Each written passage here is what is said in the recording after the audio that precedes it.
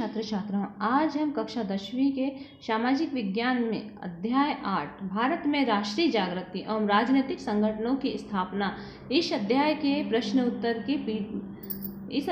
प्रश्न उत्तर को पीडीएफ के माध्यम से डाल रहे हैं। तो आप सारे प्रश्न उत्तरों को अपनी उत्तर पुस्तिका में नोट कीजिए और अपना अध्ययन कीजिए। देखिए कि कांग्रेस के प्रथम अधिवेशन के अध्यक्ष कौन थे। तो कांग्रेस के प्रथम अधिवेशन के अध्यक्ष हेमचंद्र बनर्जी थे। अंग्रेजी शिक्षा को भारत में मुख्यतः लागू किया था लॉर्ड मेकाले ने लागू किया था। लाला लाजपत राय ने कौन से समाचार पत्र के माध्यम से जनता को संघर्ष के लिए प्रेरित किया। तो वो है कायस्थ समाचार पत्र। निम्न में से कौन उदारवादी विचारकों का नहीं है। तो उदारवादी विचारकों के नहीं है अरविंद घोष, ये उग्रवादी विचारधारा वाले थे। स्वतंत्रता मेरा जन्मसिद्ध अधिकार है और मैं इसे लेकर रहूंगा, यह कथन किससे संबंधित है। तो बाल गंगाधर तिलक से संबंधित है। वायसराय खालिस्तान की प्रतिक्रियावादी नीति प्रजातीय भेदभाव से परिपूर्ण थी। तो वायसराय लॉर्ड लिटन की प्रतिक्रियावादी नीति। कांग्रेस के संस्थापक कौन थे। एवं हुप थे। वंदे मातरम गीत की रचना किसने की। तो बंकिम चंद्र चट्टोपाध्याय ने की थी। 1883 में इंडियन एसोसिएशन का राष्ट्रीय सम्मेलन कलकत्ता में हुआ था। खालिस्तान में हुआ था तो कलकत्ता में हुआ था। अब देखिए सही जोड़ी। राजा राम मोहन राय ने ब्रह्म समाज की स्थापना की। ज्योतिबा फूले ने सत्यशोधन समाज की स्थापना की। स्वामी दयानंद सरस्वती ने आर्य समाज की स्थापना की और स्वामी विवेकानंद ने रामकृष्ण मिशन की स्थापना की। देवेंद्रनाथ टैगोर ने तत्वबोधिनी सभा की स्थापना की। इस प्रकार से ये सही जोड़ी है। अब हम देखते हैं अति लघु उत्तरी प्रश्न उत्तर। कांग्रेस ने अपने आरंभिक काल में दुखों तथा शिकायतों के निवारण के लिए कौन से तरीके अपनाए। कांग्रेस ने अपने आरंभिक काल में दुखों तथा शिकायतों के निवारण के लिए प्रार्थना पत्रों, स्मृति पत्रों और प्रतिनिधि मंडल आदि संवैधानिक तरीकों को अपनाया। उग्रवाद विचारधारा के प्रमुख नेताओं के नाम बताइए। तो उग्रवादी विचारधारा के प्रमुख नेता है लाला लाजपत राय, बाल गंगाधर तिलक, विपिन चंद्रपाल, अरविंद घोष आदि उग्रवादी विचारधारा के प्रमुख नेता हैं। बहिष्कार का अर्थ स्पष्ट कीजिए। बहिष्कार का अर्थ केवल विदेशी वस्तुओं के बहिष्कार से नहीं अपितु उसका व्यापक अर्थ था सरकारी सेवाओं और प्रतिष्ठानों तथा उपाधियों के बहिष्कार से। लॉर्ड कर्जन ने शासन की कौन सी नीति अपनाई। तो लॉर्ड कर्जन ने फूट डालो और राज करो की नीति अपनाई। भारतीय राष्ट्रीय कांग्रेस की स्थापना हुप ने किन उद्देश्यों को लेकर की थी।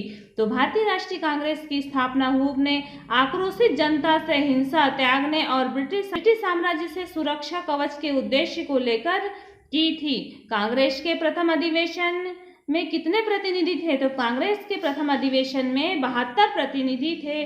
भारत में राष्ट्रीय जागृति के विकास में पश्चिम के विचारकों और शिक्षा ने क्या भूमिका निभाई है। तो अंग्रेजी शिक्षा का ज्ञान होने के कारण भारतीय पाश्चात्य साहित्य, विचार और दर्शन और शासन प्रणाली से परिचित हुए।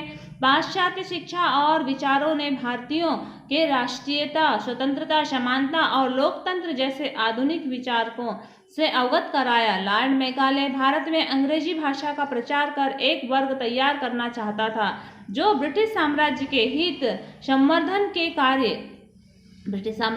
संवर्धन के लिए कार्य करे, परंतु अंग्रेजी शिक्षा और विचारकों ने भारतीयों को विदेशी बंधन से मुक्त होने की प्रेरणा दी।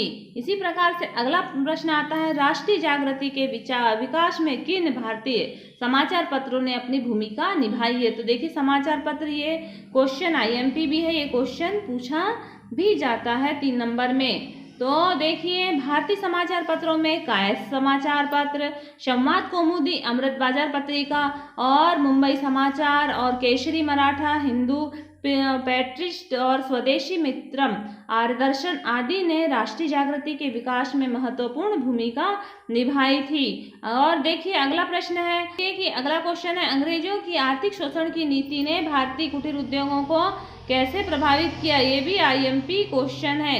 अंग्रेजों की आर्थिक शोषण की नीति के कारण भारतीय उद्योग धंधे, विशेष तौर पर कुटीर उद्योग को गहरा आघात पहुंचा। भारत से निर्यात होने वाली माल पर पूंजी की दर विदेशों में बढ़ा दी गई और इंग्लैंड की निर्मित वस्तुओं के आयात पर पूंजी की छूट देकर उन्हें भारतीय बाजारों में बेचा जाने लगा। इससे भारत का धन निरंतर निष्कासित होता गया और आर्थिक ढांचा लड़खड़ा गया। फिर अगला क्वेश्चन आता है, भारत में बसने वाले यूरोपियों ने इल्बर्ट बिल का विरोध क्यों किया। इस क्वेश्चन को भी आप तैयार कीजिए, ये भी आईएमपी क्वेश्चन है, क्योंकि ये 3 नंबर के क्वेश्चन में पूछा ही जाता है।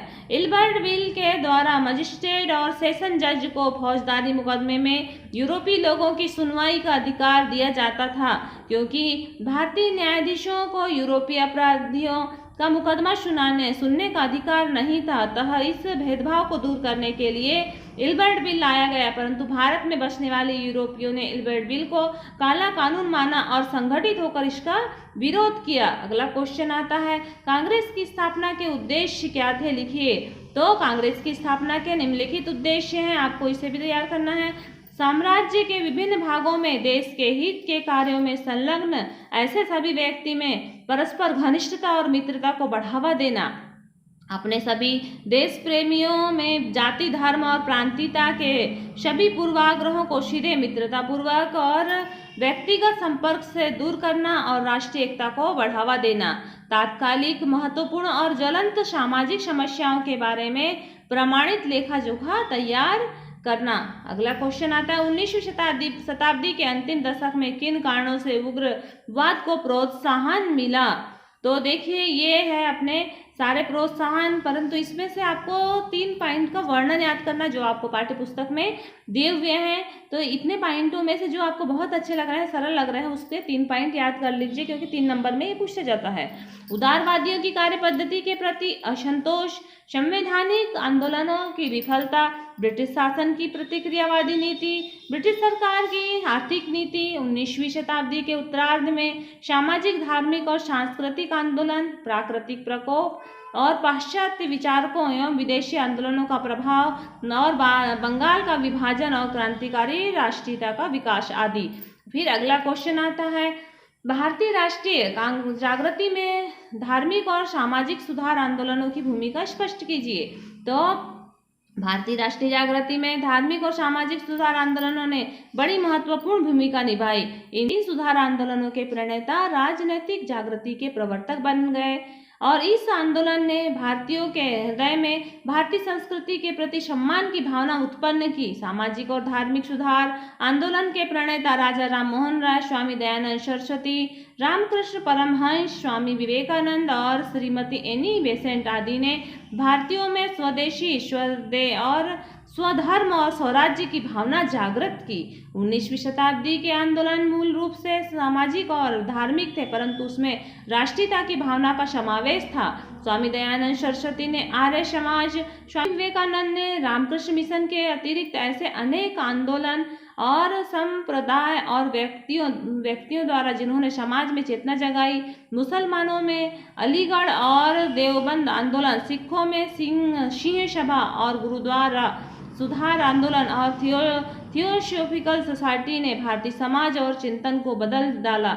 इन आंदोलनों ने देश की नई पीढ़ी को देश के नेतृत्व के लिए तैयार किया। अगला क्वेश्चन आता है, भारतीय राष्ट्रीय कांग्रेस की स्थापना के लिए उत्तरदायी कारणों का वर्णन कीजिए।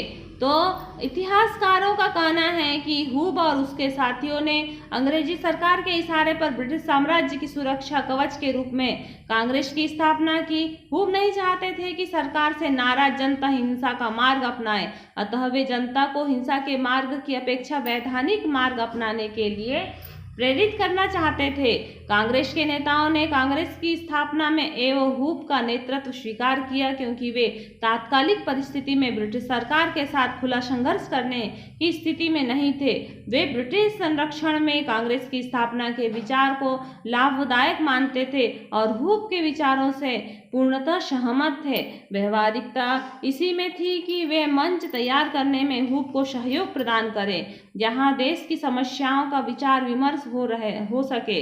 इस प्रकार कह सकते हैं कि कांग्रेस की स्थापना के लिए उस समय की राष्ट्रव्यापी हलचलें, देशभक्ति की भावना, विभिन्न भागों में व्याप्त बेचैनी और ब्रिटेन को उदारवादी पार्टी से भारतीयों को निराशा एवं विभिन्न राजनैतिक संगठनों द्वारा एक केंद्र व्यापी संगठन की आवश्यकता महत्वपूर्ण कारण थे। इसलिए कुछ विद्वान इसे राष्ट्रीय चेतना की अभिव्यक्ति मानते हैं। अगला क्वेश्चन आता है, उदारवादी दल की कार्यविधि और उग्रवादी दलों की कार्यविधि से किस प्रकार से भिन्न थी। तो भारतीय स्वतंत्रता आंदोलन के इतिहास में सन 1885 से 1905 का समय उदारवादी युग के नाम से जाना जाता है और इस समय भारतीय राष्ट्रीय कांग्रेस की बागडोर उदारवादी नेताओं के हाथ में थी। इन नेताओं में दादा भाई नौरोजी, सुरेंद्र नाथ बनर्जी, फिरोज शाह मेहता, गोपाल कृष्ण गोखले, रास बिहारी बोस और महादेव गोविंद रानडे आदि प्रमुख थे। ये नेता उदारवादी राजनीति में विश्वास करते थे तथा प्रत्येक उद्देश्य को क्रमिक व संवैधानिक तरीकों से प्राप्त करना चाहते थे। उग्र राष्ट्रवादी भारतीय जनमानस में आत्मसम्मान, आत्मविश्वास, देशभक्ति और साहस की भावना का संचार कर राष्ट्रीय संघर्ष को एक नई दिशा और गति देना चाहते थे। उग्र राष्ट्रवादी ब्रिटिश साम्राज्यवादियों को राजनीतिक अधिकार देने के लिए विवश करना चाहते थे, जबकि उदारवादी प्रार्थना पत्रों, स्मृति पत्रों और प्रतिनिधि मंडल द्वारा अपने लक्ष्य को प्राप्त करना चाहते थे। इनके कार्यक्रम में जन आंदोलनों के लिए कोई स्थान न था और उन्हें भय था कि आंदोलन के कारण अराजकता फैल जाएगी। अब अगला क्वेश्चन आता है, ये क्वेश्चन 3 नंबर में आता है। टिप्पणी लिखी है बाल गंगाधर तिलक, विपिन चंद्र पाल और लाला लाजपत राय के बारे में। तो देखिए बाल गंगाधर तिलक उग्र राष्ट्रवादी राष्ट्रीयता के जनक थे और उनकी राजनीतिक विचारों पर उनकी धार्मिक भावनाओं का प्रभाव स्पष्ट रूप से परिलक्षित होता है। प्राकृतिक अधिकार और राजनीतिक स्वतंत्रता एवं न्याय के सिद्धांतों पर उनका अटूट विश्वास था और स्वतंत्रता मेरा जन्मसिद्ध अधिकार है और इसे मैं लेकर रहूंगा, जब यह जोशपूर्ण नारा उन्होंने ही दिया था। बाल गंगाधर तिलक आजीवन स्वतंत्रता और स्वराज्य के लिए संघर्ष करते रहे, लोगों को आत्मोत्सर्ग तथा निडर होकर संघर्ष के लिए प्रेरित किया। अगला प्रश्न आता है विपिन चंद्र पाल, राष्ट्रीयता की उग्र राष्ट्रवादी विचारधारा के अग्रदूत विपिन चंद्र पाल को ओजस्वी वक्ता, कुशल पत्रकार और शिक्षा शास्त्री थे। न्यू इंडिया, वंदे मातरम पत्रों के माध्यम से उन्होंने अपने विचार प्रकट किए और बंगाल विभाजन की घटना ने उन्हें धारा की तरफ मोड़ दिया। बंगाल में अभूतपूर्व राष्ट्रीय चेतना के विकास में विपिन चंद्र पाल की महत्वपूर्ण भूमिका थी। फिर अगला आता है लाला लाजपत राय ने पंजाब से राजनीति प्रारंभ की तथा वे वहां के अत्यंत लोकप्रिय और निडर नेता के रूप में आगे आए। तत्पश्चात भारतीय कांग्रेस में उग्र राष्ट्रवादी नेता के रूप में सर्वमान्य हुए। आगे चलकर लाला लाजपत राय, बाल गंगाधर तिलक, विपिन चंद्र पाल ने लाल बाल पाल के रूप में राष्ट्रीय आंदोलन को एक नई दिशा दी और लाला लाजपत राय कांग्रेस के उदारवादी विचारधारा एवं कार्यपद्धति के विरोधी थे। बंगाल विभाजन का उन्होंने घोर विरोध किया और उनका मानना था कि देश के लिए स्वराज्य परम आवश्यक है और सुधार अथवा उत्तम राज्य उसके विकल्प नहीं हो सकते। इस प्रकार से आपने इस अध्याय में के प्रश्न उत्तरों का अध्ययन था। हमने आपको पिछले वीडियो में बताया है कि अध्याय 7 और अध्याय 8 से 10 नंबर का पूछा जाएगा, तो जिसमें आपको 3 नंबर के 2 प्रश्न आने वाले हैं और 2 नंबर के का 1 प्रश्न और फिर 1 नंबर के 2 प्रश्न। इस प्रकार से आपको प्रश्न उत्तर इस अध्याय से तैयार करना है और अपनी पढ़ाई जारी रखना है। धन्यवाद।